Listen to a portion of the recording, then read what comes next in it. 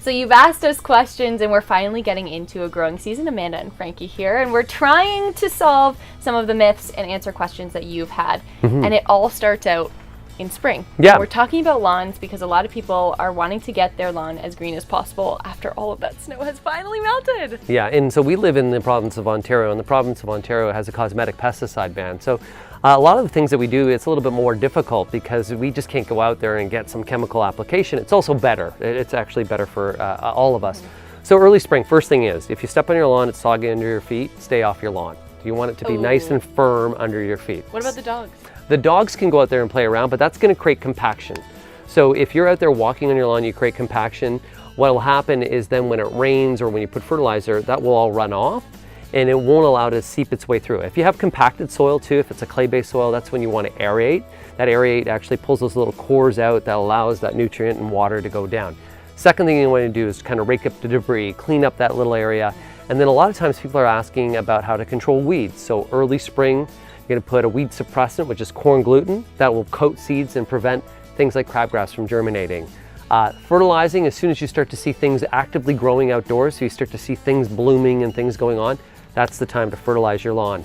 And a reminder, in spring, cut your lawn nice and short, and then you're going to raise the blades as the season goes on. But most importantly, make sure you have a sharp lawnmower.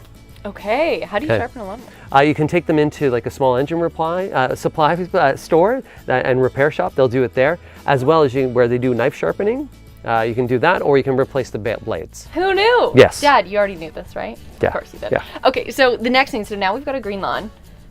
It's all about the blooms. Yeah, When do we prune? Yeah, people are asking right now, what should I be pruning? Okay. So always prune after they bloom. So do not prune right now lilacs. So if I pruned a lilac in early spring, I'd be removing its flowers. Do not prune rhododendrons. Do prune your hydrangeas that bloom a little bit later season. Some of even your spirea, you can do that at this time. Any perennials, cut those down if you didn't do it in the fall. But anything that's early spring blooming, do not prune. Do not prune, but you can cut back any dead spots on any of those, so any dead branches.